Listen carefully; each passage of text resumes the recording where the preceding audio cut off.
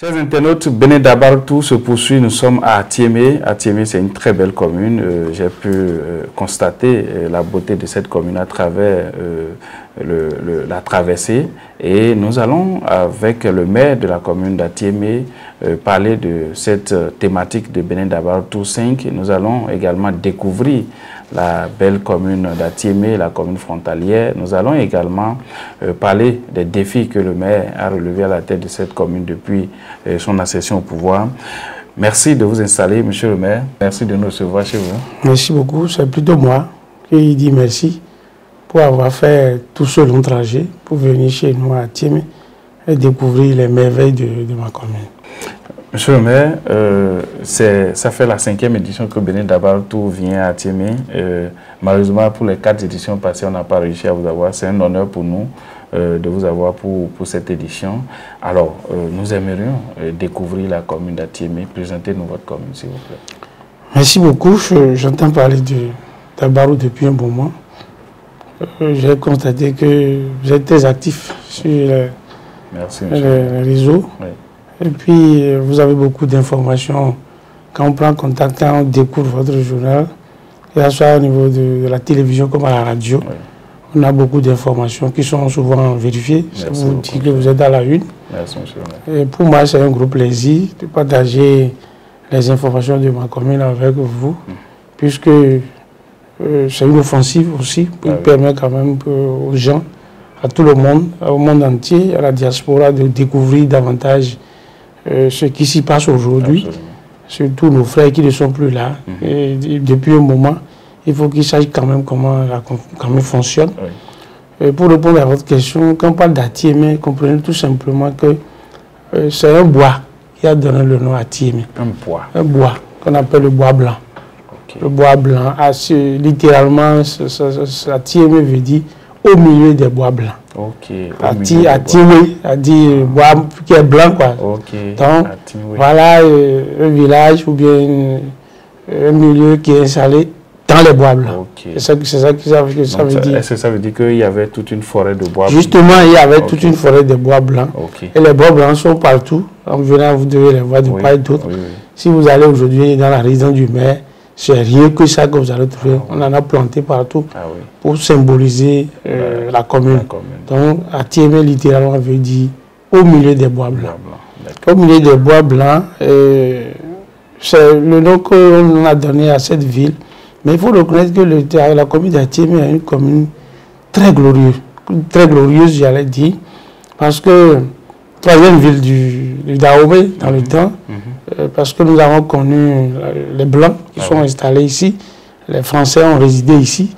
Athiémé a été commandant du siècle, subdivision du Dahomey, et dirigeait la commune de Lokossa, de Dogbo, d'Aplahoué, de Lalo.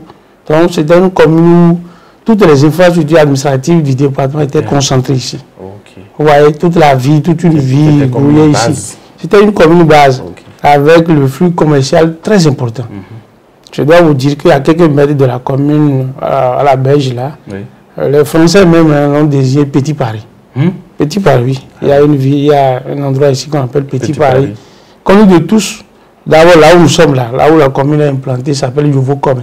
C'est-à-dire le quartier des Blancs. Parce que c'est les Blancs qui sont installés ici. Ils ont constaté qu'Athiémé bien a été installé, avec l'environnement très attrayant. Ils ont signé un protectorat avec la ville d'Athiémé, où ils ont résidé. Les grandes sociétés là, Fabre, John Hall, John Walden, Sika, Sifao, tout ça était ici. Et si vous voulez, avant de partir, on peut même vous amener. Ce n'est pas encore complètement détruit. Ah oui, avec plaisir. Vous allez prendre votre caméra et prendre quelques images. Le parking national. C'est-à-dire que le colon avait son parking dans le temps, comme je le dis, parking colonial. C'est ici, c'est encore là. Le marché du colon, ce n'est pas encore détruit. Nous avons gardé l'architecture comme telle. Je peux même vous surprendre en disant que la résidence du maire est construite par le colon. Là où vous vivez actuellement. Là où je vis actuellement. C'est conçu par le colon après 1930, par là, 1900, qui aurait déjà fait pratiquement 100 ans, mais qui est encore là. Qui tient encore. Vous avez le temps de constater, vous pouvez aller prendre les images. et montrer quand même que Atiémé avait un passé très glorieux, avec tout ce que je vous ai cité là. Les Français y ont résidé. Et puis, les premiers habitants, il y en a qui pratiquement ont quitté le Togo aussi. Vous venez s'installer ici. Parce que vous êtes à la frontière. Il y en a qui ont quitté Tofor, Alada. Et puis tout ce mélange a fait que Atiémé était quand même une ville très, très, très cosmopolite. A abrité les Brésiliens aussi. Les frères brésiliens, parce qu'ici, il y a les Johnson, les Lawson, tous ceux-là. C'est pour ça qu'en rentrant dans la ville, vous avez constaté les baptistes. On sont un peu afro-brésiliens. Donc, tout ça fait que Atiémé a gardé ce passé que tout le monde appréciait. Si vous voulez venir dans le monde en temps, c'est Atiémé. Il n'y a pas autre. Et puis nous avons, ça fait que les infrastructures touristiques que nous avons aujourd'hui sont là. Il ne reste qu'à les valoriser pour donner quand même donner le blason. Je pense vraiment que tout ce que vous venez de citer, Atiémé est à 8 km de Lokossa, à 104 km de Cotonou, situé au nord par la commune de Lokossa, au sud par la commune de Grand Popo, à l'est par la commune de Houéoué et à l'ouest par la République du Togo, avec laquelle nous partageons une frontière sur près de 40 km. Donc, de façon ramassée, voilà, là vous êtes. Et puis, nous habitons actuellement 5 arrondissements. Les arrondissements de Kouin, d'Atiémé, de Adon, de Didépoé et d'Achang. Avec une population estimée en 2013 à 56 000 habitants. Actuellement, nous avoisinons à 70 000 habitants.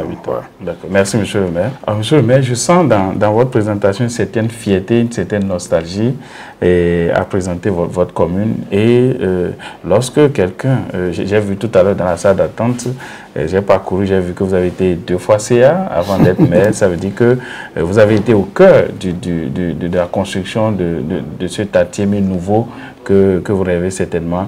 Vous avez nourri plusieurs ambitions et aujourd'hui vous êtes à la tête de la commune avec la possibilité de mettre en œuvre les ambitions que vous avez toujours eues depuis que vous étiez CA jusqu'à ce que vous deveniez maire. Dites-nous, à votre prise de service justement, quels étaient les défis qui étaient les vôtres à la tête de la commune d'Atiémé? Merci beaucoup. Je constate qu'en quelques minutes déjà, vous connaissez toute l'histoire de la commune.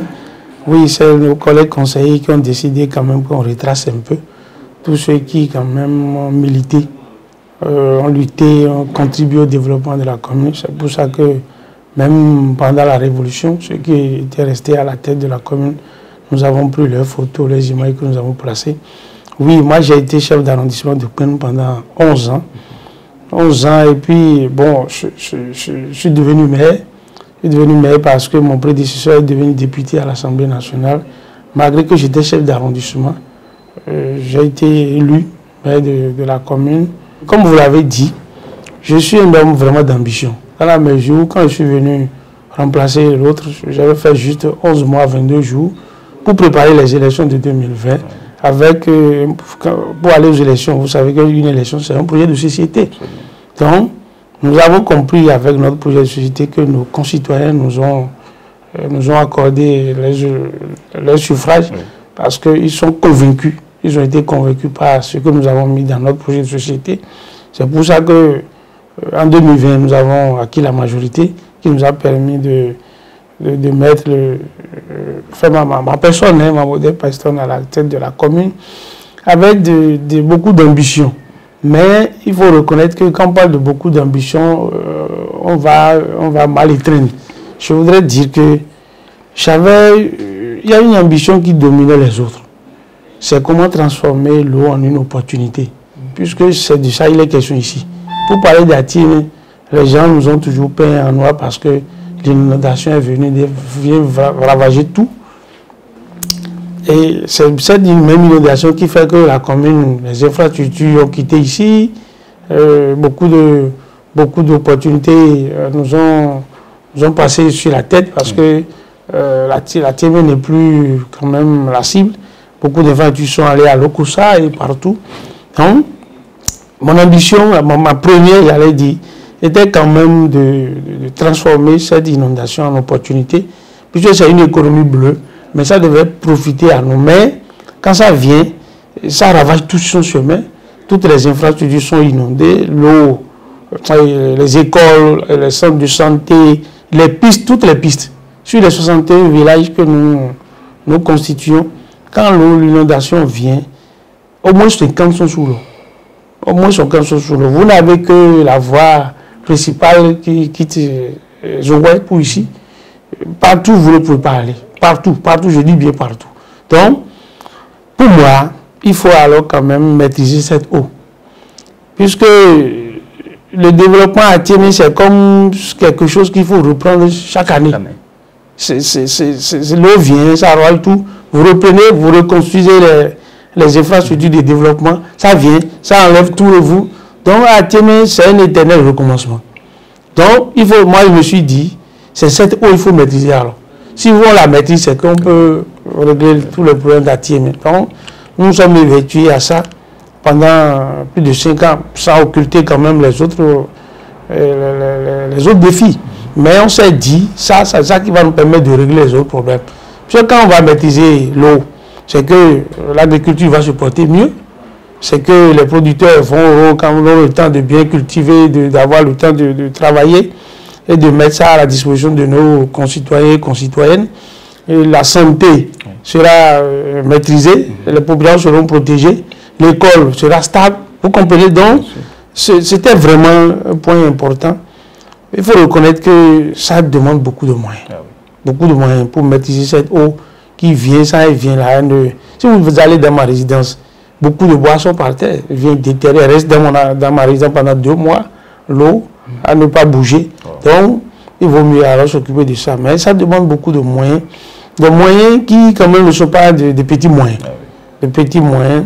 Il faut reconnaître que dans la recherche des moyens, il y a aussi le gouvernement qui, quand même, intervient de temps à autre sur le plan circonstanciel. C'est-à-dire que quand il y a l'eau, le gouvernement intervient de façon conjoncturelle. Et nous-mêmes, nous avons recherché beaucoup de partenaires. Nous avons écrit à beaucoup de partenaires. Mais ces partenaires, quand ils viennent, quand ils trouvent l'immensité de la tâche, bon, on fait des propositions. On dit, bon, il faut quand même faire des études de faisabilité. Mais ces études encore sont colossales. Donc, nous sommes occupés à ça. Mais on gère parce que nous avons réussi quand même à mettre dans la tête de nos concitoyens que nous sommes nés ici. On ne peut plus quitter ici.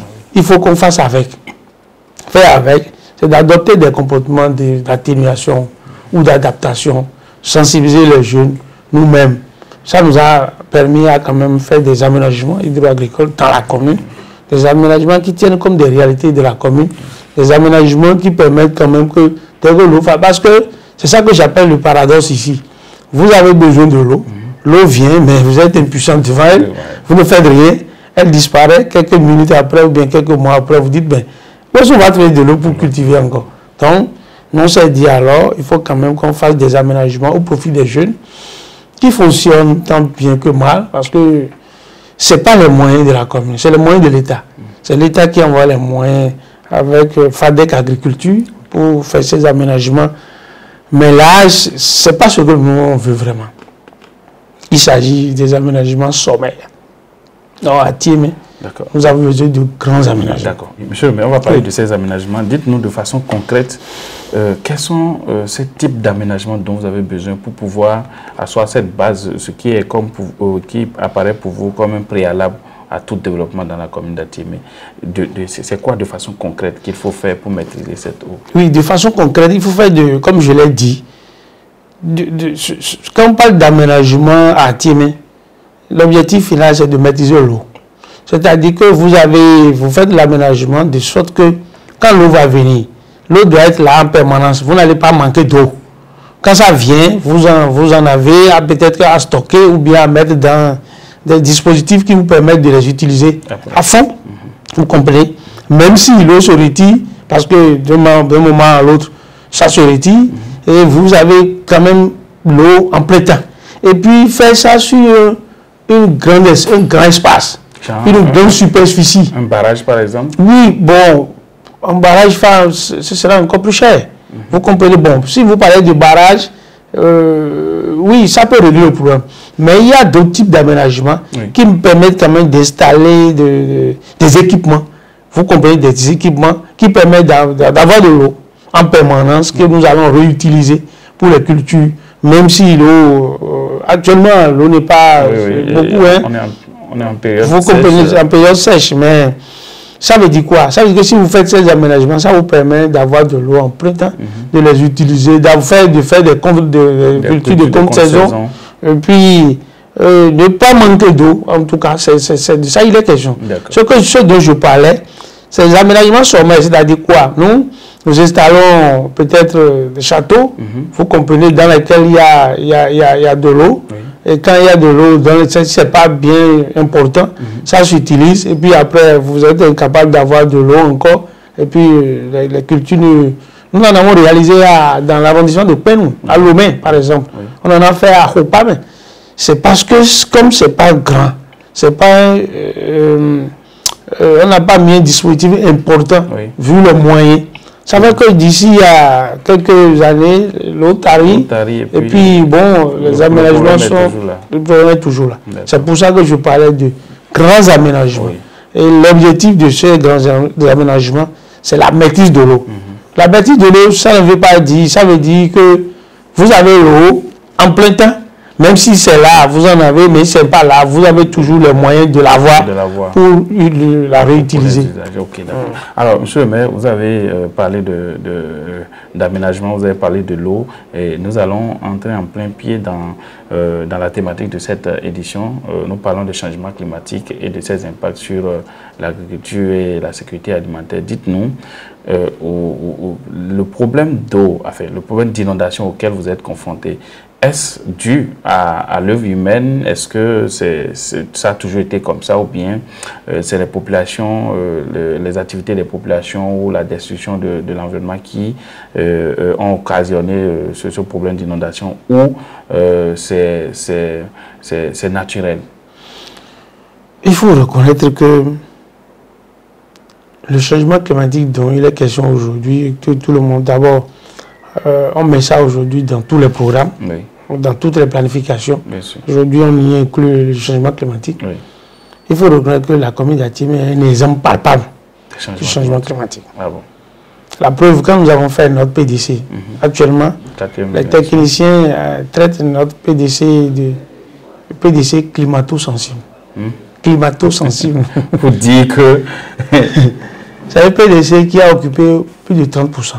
En termes de prise en compte du changement climatique dans les actions.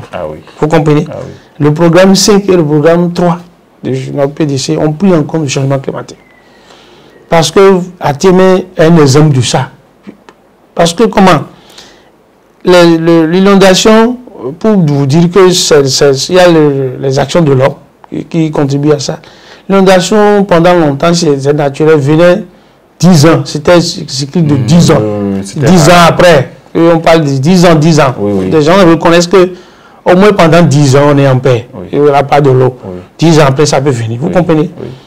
Mais parce que les actions de l'homme, il y en a qui s'installent dans les bas-fonds. Il y en a qui construisent n'importe où. Il y en a qui construisent n'importe comment. Il y en a qui détruisent la nature. Il y en a qui font des comportements pour ne pas réduire les gaz à effet de serre. Tout ça contribue à ça. Et que, actuellement, là, c'est chaque année inondation. Tous les ans. Tous les ans, nous connaissons de l'eau. Et pas l'eau des moindres, beaucoup d'eau qui déplace même ce qu'on a connaissait tous les 10 ans. Vous comprenez? Donc, ça veut dire, pour répondre à votre question, pour dire que il y a tout ce que vous avez cité, les actions de l'homme, les actions néfastes, bien sûr, l'homme qui détruit la nature, il détruit l'écosystème complètement, et qui, nous recevons les conséquences ici. D'accord. Vous comprenez? Alors, dites-nous, quelles sont les productions agricoles qui sont faites dans votre commune? Et là, nous allons déboucher sur l'impact du changement climatique sur ces productions agricoles. Oui, les productions agricoles qui sont faites ici, il y a l'usage de ce que les agriculteurs utilisent aujourd'hui là. Les produits phyto, les insecticides. Les insecticides surtout. Les insectes, il ne faut pas occulter ça. Parce qu'il y a un temps, vous aurez appris que des poissons sont morts dans un lac. Oui, oui. C'est dans mon village, ça. Ah, c'était ici. Oui, c'était ici. Ah, oui. C'était dans mon village. Bon, quand ils ont fait les études, il est vrai, on n'a pas encore les résultats, mais ça fait partie des suppositions. Oui, des hypothèses. C'est ça, c'est le mot que je cherchais. Oui. Ça fait partie des hypothèses. Les gens se sont dit, puisque tout au long du lac, il y a des activités agricoles qui se mènent. Est-ce que les gens ne déversent pas des insecticides dans de l'eau? Oui. Parce que comment comprendre que l'eau va faire des choses là? Vous comprenez? Donc, quand on parle des effets de choses, de pollution, en premier, c'est un exemple. Oui. Vous comprenez? C'est la pollution hydrique. C'est la pollution, ça pollue vraiment l'atmosphère. Oui. En dehors de ça, il y a les activités que chacun mène. Chacun mène pour quand même les activités de chasse, où on est obligé par exemple de brûler ou bien d'utiliser des produits qui permettent quand même de mettre à mal des animaux, de les tuer, oui, vous comprenez? Plus facilement. Plus facilement.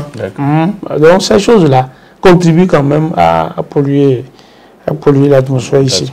Alors, dites-nous, monsieur le maire, quelles sont les activités agricoles qui sont menées dans votre commune quel est l'impact des changements climatiques qu'on vient d'aborder sur ces activités agricoles et sur la sécurité alimentaire? Merci beaucoup. Ici, à Thiémé, il y a l'agriculture qui occupe une bonne place. Le produit que nous faisons surtout, c'est le cri-cri. Actuellement, la commune d'Athiémé, la première commune productrice du cri-cri. Ah oui. C'est notre quelqu'un qui va au Burkina, dans le Togo, au Niger, à Cotonou, nous n'en parlons pas. Le soir, vous ne pouvez pas, aux abords des routes, c'est notre quelqu'un. C'est là où on excelle actuellement. Quand je venais, c'est le chou. On était deuxième commune, productrice du chou. Puis le quelqu'un a pris le pas sur le chou. Mais nous faisons beaucoup de plantains aussi. Parce que nous sommes une commune humide. Oui. Parce que comme humide, le clinquin est bien propice pour rester ici, le chou également. Il y a les communautés d'Atchanou et de Dédépois, par exemple, font du riz. Beaucoup de riz parce que voilà les arrondissements les plus vulnérables à l'eau. Oui. Donc alors que le riz est bien approprié, se sent bien dans l'eau, donc on produit du riz, pas en quantité suffisante. Mais pour me résumer, ce que nous produisons suffisamment, dans lequel les gens nous cassent premier actuellement, c'est le crin-crin. Après ça, les bananes plantains, le chou. Les choux aussi, nous faisons ça beaucoup. Et sans occulter la transformation de l'huile rouge, des noix de palme en huile rouge. Il y a suffisamment de l'huile ici. Beaucoup d'huile ici, d'huile rouge ici. Vous comprenez?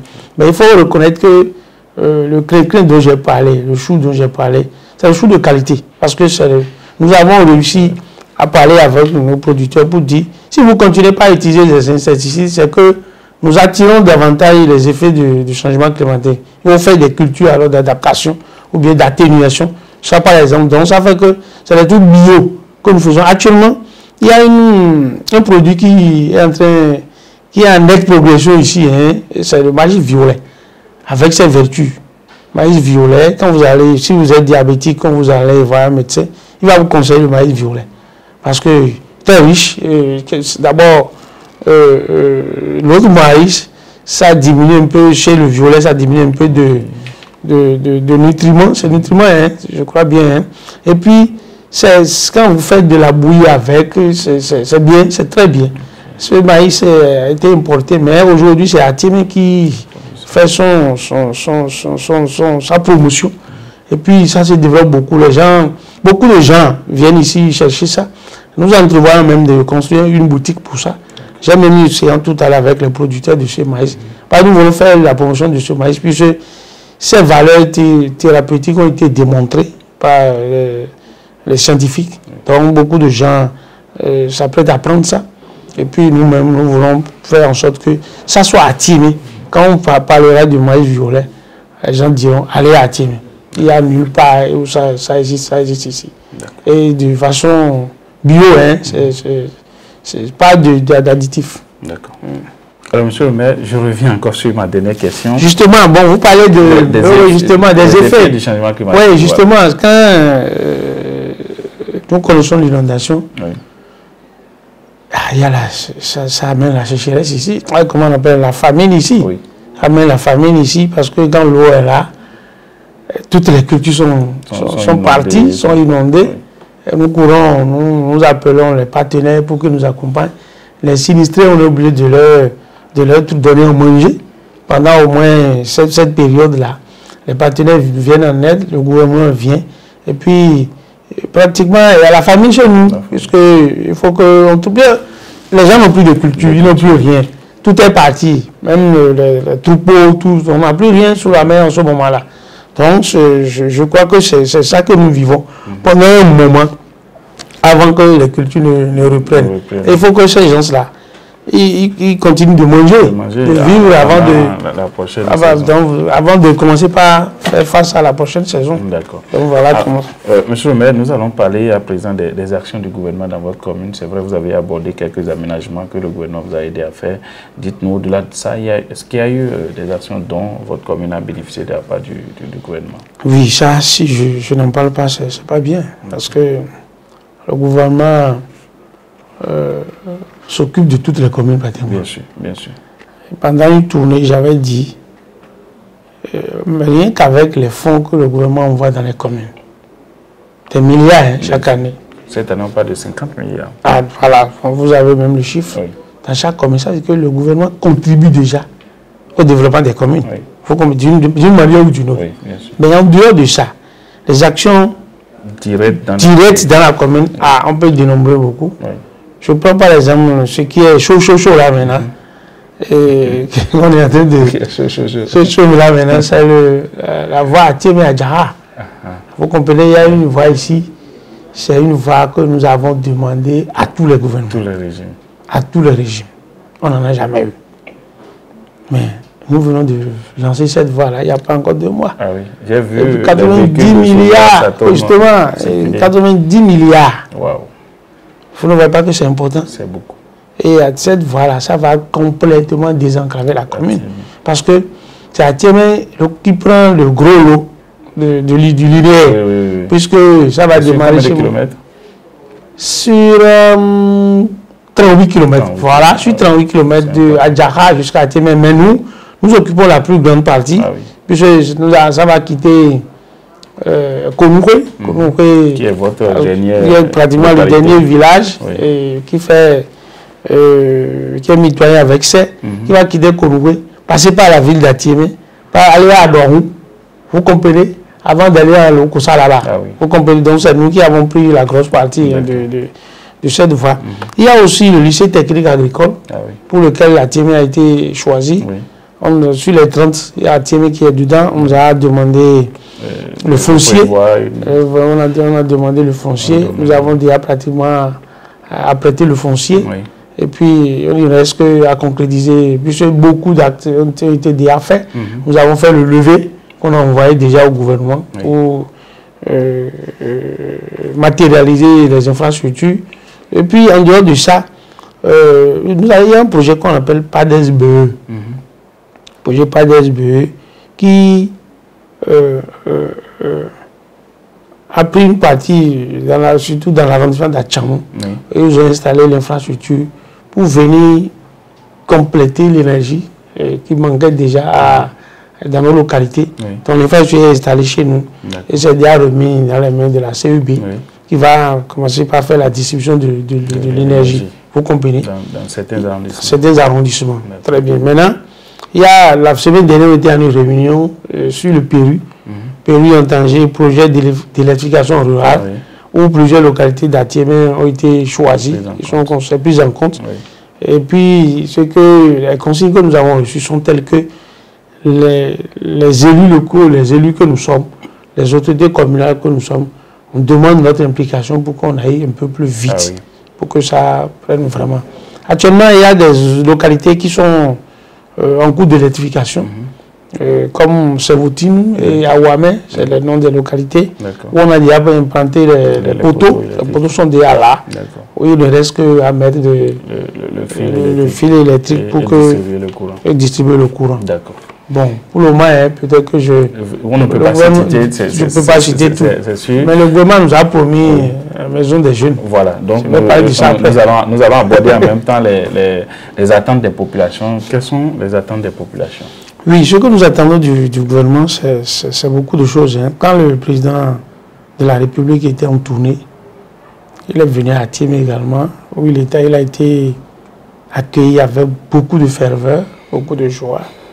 Nous avons eu quand même le temps de lui demander de nous faire une maison des jeunes, puisque la maison des jeunes qui est là, c'est les colons qui l'ont construite. Et actuellement, c'est en ruine. On n'a pas les moyens pour la sauvegarder. Donc nous avons demandé. Et puis la commune n'est pas compétente pour faire la maison des jeunes au centre. Nous sommes compétents pour faire les maisons des jeunes dans les arrondissements. Mais au centre, ce n'est pas nous. Nous avons demandé à la mairie au gouvernement de nous réaliser cela. Le gouvernement a accepté. Mais on n'en parle pas actuellement parce que comme Thiémé a dit, c'est ça qui est chaud maintenant. Bon, puis ça, on a déjà acquis. Donc, on attend vivement que le gouvernement s'intéresse à ça, la maison des jeunes, pour nous construire une maison des jeunes qui existe pratiquement partout dans le pays. Hein. C'est seulement à Thiémé, centre d'ici, que nous n'en avons pas. L'autre chose, c'est les bâtisses coloniales. Quand vous rentrez dans la ville, vous avez vu comment elles sont délabrées. Ça donne une mauvaise impression de la ville. Même tout ce que vous faites, j'appelle ça contraste même. Parce que pendant que nous nous évertuons à construire de nouvelles infrastructures, pendant que nous nous évertuons à donner une autre image à la ville, vous comprenez, à l'intérieur comme au centre ici, quand vous êtes rentré dans la commune, vous avez vu la mairie, comment elle est très belle. Oui. Donc nous avons donné une très belle image. Mais les contrastes, c'est que ces bâtiments-là, quand vous les voyez, sont en déphasage avec le goût que nous voulons pour la commune. Donc si vraiment, je sais que le ministre des Finances est dans un programme avec la commune, puisque ce n'est pas encore complètement prêt. Donc, je passe ici pour lancer un appel, puisque ce sont ces bâtiments qui constituent pratiquement l'histoire de la commune. Nous voulons qu'on restaure ces histoires-là, qu'on leur donne leur sens, vous comprenez. Les autres infrastructures qui sont en ruine, comme ici, beaucoup de choses que le colon a laissées. C'est comme la résidence du maire. Si on la laisse dans cet état, d'ici à là, ça va s'écrouler. C'est comme si on est en train d'effacer l'histoire de la commune. Vous comprenez? Donc, la préfecture était même ici. Bon, ça c'est parti. Hein. Oui. Vous comprenez? C'est parti. Mais on ne veut pas que les autres choses partent aussi. Il y a beaucoup de choses qui sont dans la commune que nous voulons quand même qu'on nous aide à restaurer. À restaurer pour la bonne image, pour redonner l'image rayonnante que Thiémé avait, pour lui donner toutes ces images. L'autre chose aussi, si c'est les études de faisabilité que nous devons faire d'abord, il faut qu'on fasse les études de faisabilité, de maîtrise de cette eau. Qu'est-ce qu'il faut? Quelle est la solution qu'il faut vraiment pour cette eau? Pour que vraiment la commune de Thiémé puisse retrouver ses lettres de noblesse. Sinon, vous êtes dans une commune où chaque année, vous êtes obligé de tout reprendre. C'est difficile, c'est compliqué. Si on peut maîtriser, on peut nous trouver la solution pour cette eau. Vraiment, ce serait comme penser la plaie, la grosse plaie de la commune. Je sais que pour qui connaît le régime actuel, le chef d'État Patrice Talon, ce n'est pas compliqué pour lui parce qu'on a vu à Cotonou aujourd'hui, on ne parle plus autant d'inondations comme on en parlait par le passé.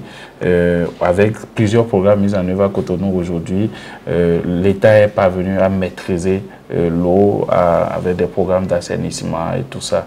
Donc je pense que si Thiémé bénéficie d'un tel programme, on pourra également dire adieu à ce cauchemar cyclique annuel des populations. Et je vois avec l'engagement avec lequel vous exprimez ce besoin-là, on sent que cela vous tient à cœur et nous espérons que votre appel sera entendu et que dans les tout prochains jours, quelque chose sera fait. Alors, monsieur le maire, nous tendons vers la fin de cet entretien. Benin Dabartou est soutenu par le groupe KDK, qui est un groupe agricole, qui a une ferme agricole dans la commune de Tchaourou, un lycée agricole à Parakou et une université agricole toujours à Parakou. Alors, dans le cadre de cette édition Benin Dabartou, le groupe a voulu nous accompagner en donnant des demi-bourses à toutes les communes que nous allons traverser, que nous allons parcourir. Alors, tout à l'heure, vous sera remis 2 demi-bourses, une pour le lycée agricole et une autre pour l'université agricole. Dites-nous quel est votre mot à l'endroit du promoteur Charles Tokor, l'honorable Charles Tokor, qui est le promoteur de ce groupe, à travers cette action qu'il vient de faire. Oui, merci beaucoup. L'honorable maire. Oui, l'honorable Charles Tokor. Donc, j'avoue que c'est un acte de développement qu'il pose ainsi à l'endroit des autres communes. Oui. Puisque lui-même est un développeur. Bien sûr. Et puis, il connaît les réalités des communes. Nous avons besoin de ces coups de fouet. Et puis, ceux qui le font, il faut les encourager à continuer. Oui.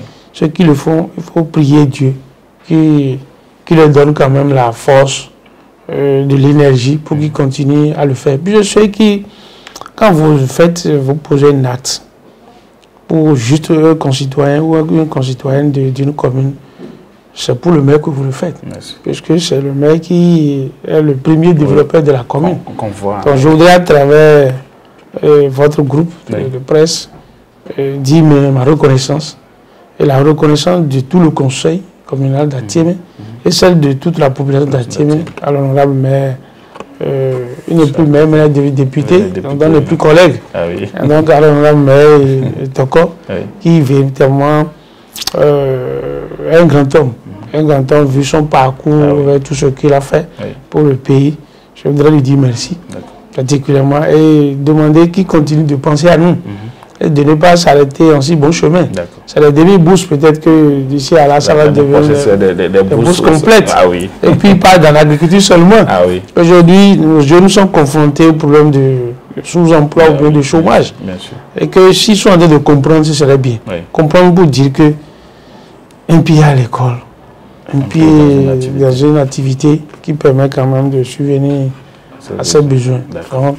Peut-être que c'est dans l'agriculture, prochainement, la maire dira que la bourse est peut-être sur le plan touristique, dans le tourisme. Pour son école, pour son université de journalisme. Juste voilà. Donc, merci beaucoup à lui. Monsieur le maire, merci beaucoup pour cette... vous avez su bien décrire le maire, l'honorable maire Charles Tokor à travers ses œuvres. Alors, c'est la fin de notre émission. Votre mot de la fin, votre mot à l'endroit de vos populations, à l'endroit du conseil communal, à l'endroit du chef de l'État, Patrice Talon. Je remercie les collègues qui m'ont accompagné pendant tout le mandat. J'ai eu vraiment le soutien pour tout le mandat. Il est vrai, hein? Il y a toujours de ces échauffements-là que nous faisons, de ces... on se chamaille souvent un peu aussi, parce que vous savez, le conseil communal est politique.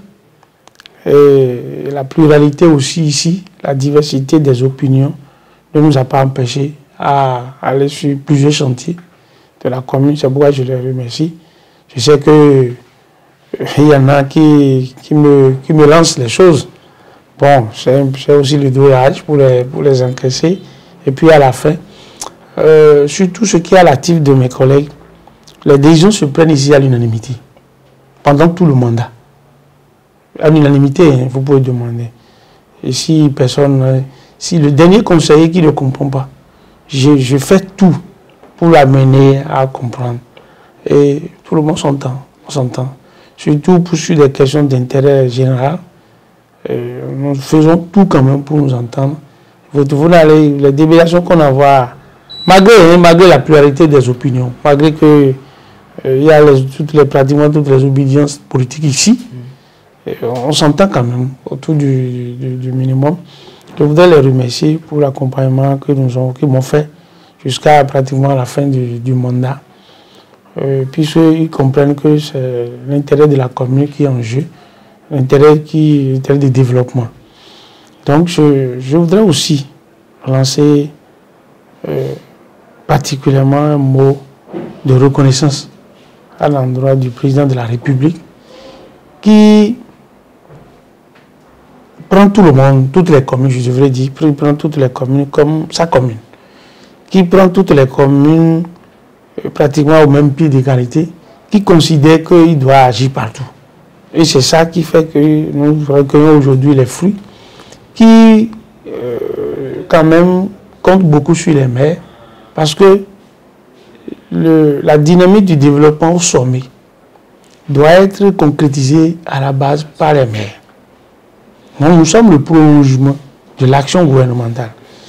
Donc, nous sommes dans cette dynamique, savoir que les décisions, les actes de développement qui se posent, il faut que nous puissions quand même continuer à les concrétiser au niveau de nos communes pour qu'il y ait vraiment équilibre dans l'équilibre géographique ou bien spatial dans le développement. Et moi, je voudrais rassurer tout le monde, rassurer le chef de l'État que le conseil communal d'Atiémé est disponible, continue d'être prêt à accompagner toutes les actions du gouvernement sur le territoire de notre commune. Je voudrais une fois encore remercier mes concitoyens et concitoyennes qui sont en train de comprendre un peu l'enjeu de mobilisation de ressources propres. Vous ne pouvez pas développer une commune dans la poche d'un autre, c'est-à-dire un autre, c'est quoi? Compter sur le gouvernement tout le temps. Le gouvernement va faire ce qu'il doit faire, mais nous-mêmes là, on doit compter d'abord sur nos propres forces. Nos propres forces, ce sont nos ressources propres. Parce que si vous respectez les procédures et que vous avez vos propres moyens, vous allez venir aux besoins, vous allez subvenir aux besoins de vos concitoyens. Il y a des besoins pour lesquels vous n'êtes pas obligé d'attendre le gouvernement. Vous comprenez? Donc, je voudrais lancer un appel à mes concitoyens et concitoyennes pour leur dire, la commune là, le développement de la commune, c'est d'abord les moyens. Le développement de notre commune, c'est d'abord notre contribution. Ce que chacun fait. L'acte que chacun pose. Les activités que nous menons. La tâche que nous payons. C'est ça que nous faisons d'abord avant d'attendre de la mairie ce que la mairie devait faire. Si nous ne faisons rien et qu'on attend que la mairie fasse, la mairie trouvera les moyens où? C'est comme celui qui fait ses devoirs. Si vous faites vos devoirs, vous ne réclamez pas les droits. Les droits viennent naturellement.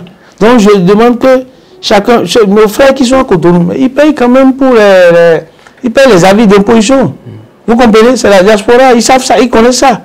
Donc ils nous aident quand même à dire à nos frères et sœurs que ce que chacun peut faire pour contribuer au développement d'Atiémé, qu'il le fasse avec beaucoup de fierté, beaucoup de plaisir, qu'on ne contraigne personne, qu'on ne soit pas obligé d'être derrière quelqu'un avant qu'il ne paye les tâches qui le concernent. Ce n'est qu'à ce seul prix qu'on puisse développer la commune. Aujourd'hui, nous sommes dans la dynamique de mobilisation, oui, de mobilisation pour nous-mêmes, pour la commune, pour le bien-être de la commune, pour le bien-être de nos populations. Donc je vous ai vraiment rassuré pour dire que nous sommes disponibles à toujours accompagner, à les écouter pour le bonheur de nos frères et sœurs. Merci beaucoup, monsieur le maire. Mesdames et messieurs, chers internautes, nous étions avec le maire de la commune d'Atiémé. Nous avons parlé de la thématique de cette édition. Nous avons également découvert à travers sa présentation une très belle commune, une commune historique, une commune qui regorge encore des vestiges coloniaux, une commune à découvrir à tout prix, une commune qui est dans une dynamique de développement, une dynamique qui doit pouvoir permettre aux fils et filles de la commune de bien vivre, d'avoir des conditions de vie les meilleures, et le conseil communal, avec à sa tête le maire, œuvre pour offrir le meilleur.